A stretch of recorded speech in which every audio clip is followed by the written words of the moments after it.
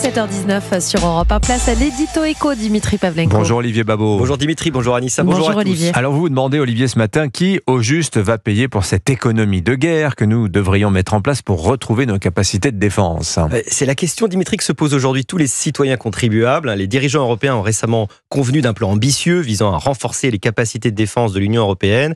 Il prévoit une mobilisation de 800 milliards d'euros sur une période de 4 ans, c'est environ 4,5% du PIB de l'Union européenne. Mais en cas de situation géopolitique plus dégradée, il faudrait sans doute aller plus vite et plus fort. Alors quelles pistes de financement sont envisagées ? Alors, certains plaident pour un emprunt européen à l'image du plan de relance post-Covid, mais l'idée rencontre une forte opposition des pays du Nord qui refusent de mutualiser la dette militaire. Solution beaucoup plus évidente, une augmentation des budgets nationaux. La France mise sur une hausse progressive des crédits militaires atteignant 100 milliards d'euros d'ici 2030. Pour la financer, on parle de mobiliser l'épargne privée à travers des emprunts. On évoque aussi le fléchage de l'épargne réglementée comme l'assurance vie ou le livret A. Enfin, dans ce dernier cas, on ne comprend pas bien comment l'argent ainsi utilisé ne manquerait pas à d'autres pans de l'économie, en particulier le logement social. Alors outre l'emprunt, on comprend que l'augmentation des budgets, il y a deux façons de la financer. C'est la dette ou l'impôt. Et oui, en fait, quelle que soit la façon dont on regarde le problème, la baisse de nos dépenses sociales et étatiques étant, hélas, très peu vraisemblable, tous les chemins mènent à l'impôt.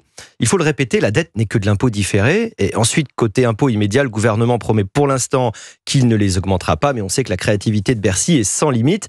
Et surtout, il y a d'autres façons beaucoup plus subtiles de faire payer les contribuables. Regardons ce que nous apprend l'expérience du passé sur l'économie de guerre. Alors, les États, certes, n'ont plus l'arme monétaire, mais la Banque Centrale Européenne, la BCE, pourrait être tentée d'opter pour la création monétaire. Et la fameuse planche à billets, c'est ainsi que les guerres, souvent, ont été financées. Mais oui, depuis très longtemps, les guerres napoléoniennes, la Première, la Seconde Guerre mondiale ont été largement financées par la planche à billets. Résultat, une inflation galopante, la ruine des rentiers, les emprunts nationaux de la guerre de 14 ont été remboursés en monnaie dépréciée, et le blocage des loyers a brisé les rendements des actifs immobiliers. Mais la BCE n'a pas officiellement cette possibilité de création monétaire directe. Certes, les traités européens lui interdisent de financer directement un État, mais des mécanismes indirects, comme le fameux quantitative easing, ont le même effet. La BCE achète massivement des actifs financiers, généralement des obligations d'État, et ça injecte des liquidités dans l'économie. Bon alors finalement, qui paierait l'effort de défense de cette économie de guerre dont parlent certains ? On paierait tous, tout simplement. L'histoire nous enseigne que l'effort de guerre, il retombe sur tous les citoyens. Et on peut parier que cette fois encore, les possesseurs de patrimoine seraient en particulier en première ligne, soit par la fiscalité, soit par l'érosion monétaire. En tout cas, la défense devenant une priorité, la question de son financement deviendra un débat central dans les années à venir. Signature Europe 1, Olivier Babot. Merci beaucoup Olivier, bonne journée.